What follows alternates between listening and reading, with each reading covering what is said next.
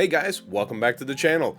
And if you can't tell, yes, it is allergy season and they're hitting me pretty hard. If you're an allergy sufferer, you know exactly what I'm talking about. Come on! But we're going to get through this one today because today we are talking about the different types of staterooms that you can book on your next cruise. Whether you're a first-time cruiser or a seasoned sailor, choosing the right room can really make or break your experience. From cozy inside rooms to amazing suites, we're going to explore each options, the pros, the cons, and everything in between. At the end, I'm also going to give you some important tips on selecting a room and location and why this can really make or break your cruise if you're not careful. But first, if you want to stay on top of your travel game, make sure to hit that subscribe button and ring that bell so you don't miss out on any of our future videos. So let's get started. First up, let's talk about the inside staterooms. These are typically your most affordable options, generally ranging from around 140 to somewhere around 180 square feet. They're, of course, windowless, and it's a great option for those who want to stay up late and sleep in. With no window, there's no sunlight to wake you up. Now, there are some cruise lines who have started offering what they call a virtual window.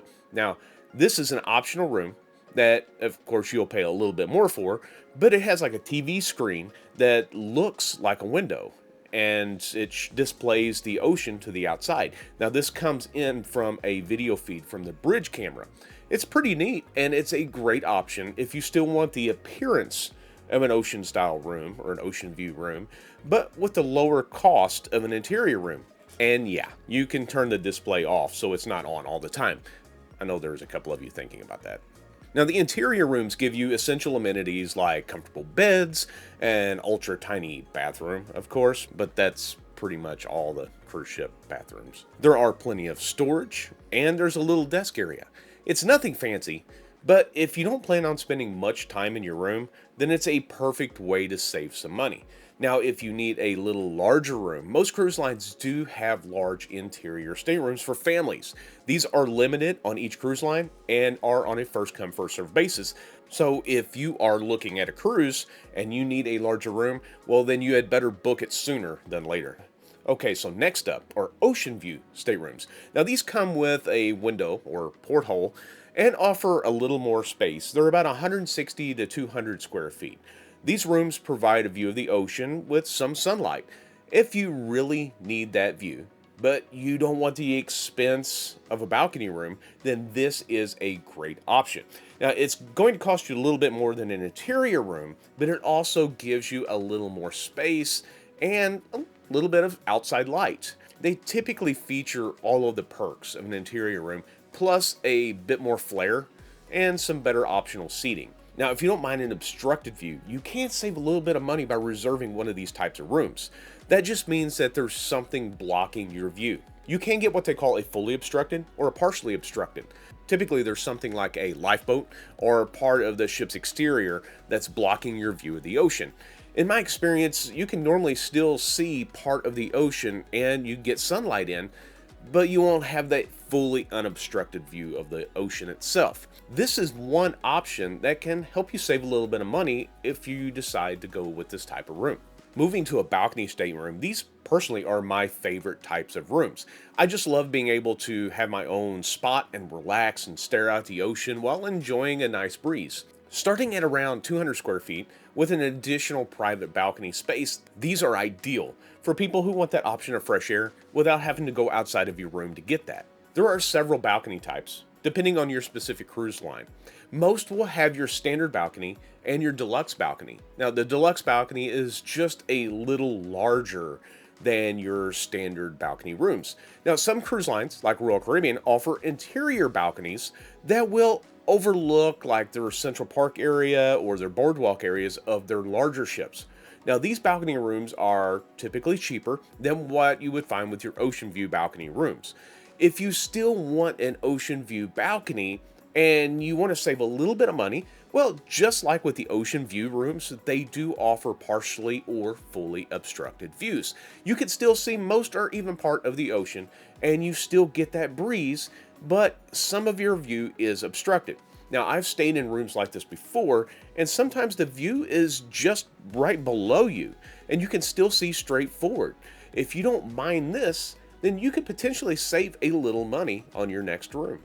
All right, so let's talk about the most wanted, but yet the most unaffordable of all cruise accommodations, and that is the suites. These aren't just rooms, they're a dream for many cruisers. But let's face it, they come with a price tag that might even make a seasoned traveler pause. If you do decide to splurge, you're going to ruin yourself from ever wanting to downgrade again. I know we did. Suites can range from moderately large-sized rooms in comparison to your standard balcony to what are essentially floating penthouses. Many of these suites come with larger balconies where you can enjoy the fresh air and ocean view without any of the crowds. And the perks? Oh, think priority boarding, exclusive access to certain areas of the ship, concierge service, and so much more. And of course, the higher that you go in the suite category, the more extravagant the benefits. From simple elegance to a lavish house at sea, there's a suite to match every level of luxury. Of course, if you're willing to pay the price. So whether it's a once-in-a-lifetime splurge or just a dream, the suite on these ships are all about living large and cruising in style. Let me know in the comments, if money were no object, would you splurge for a suite? Now that you've decided what room category you want, I want to give you some tips to keep in mind and hopefully prevent you from having a bad room experience. First up, let's talk about these guarantee rooms. Now, you may have heard about this, but don't really understand what that means. Now, this is a unique booking option where you choose a minimum category, like an inside stateroom or balcony room, and then the cruise line gets to select your specific location on the cruise. Now, it's a little bit of a gamble, but it often comes with a lower price tag. Now, you may end up with a higher category room than what you paid for, meaning that you may pay a price point that is similar to someone choosing an obstructed balcony view, but then you may end up getting an obstructed free room in a prime location. But there's really no guarantee, because there's also a chance that you may end up with a less desirable feature like a blocked view or a less optional location on the ship. Like I said, it's a gamble, but it is a perfect way to save a little money if you're flexible. Now let's take a second to talk about location and why you may want to pay a little extra attention to where you choose your room. On a cruise ship, where your room is generally located is going to affect your experience. Being midship is often advertised as the best spot due to central location and reduced motion. This can be important for those that may feel a little seasick. However, most of the time, cruisers try to save a little bit of money by choosing the front or rear of the ship. Before doing this, I would highly recommend looking at the ship's layout. For instance, rooms at the back of a megaship might offer some of the best value and are often a lot cheaper than what you would find at the midship rooms. But think about your activities. If most of your activities are in locations at the front of the ship, you could be in for a lot of walking.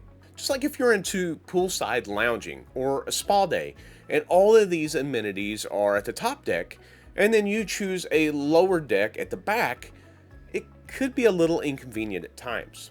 You should also consider the area around your room. Staterooms near elevators or stairwells offer convenience, but they can come with increased foot traffic and noise, which might disturb your peace.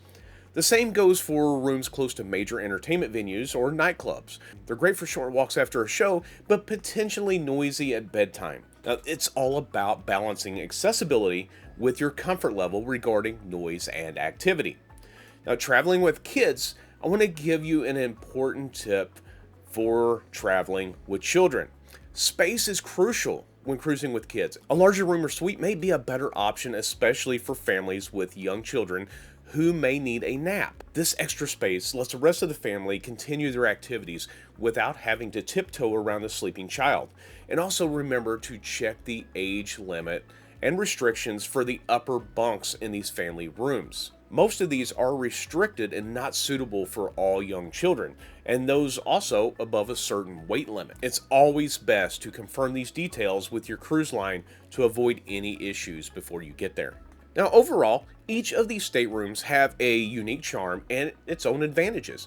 Whether it's affordability of the inside stateroom, the scenic pleasure of an ocean view, or the breeze from a balcony, or just the sheer luxury of a suite, there's a perfect option for every traveler's needs and even budget. Which type of room matches your traveling vibe? Drop a comment below and share your thoughts. If you found this guide useful, be sure to hit that subscribe button and make sure that you subscribe for more travel insights and adventures. Until next time, keep wondering, exploring, and discovering.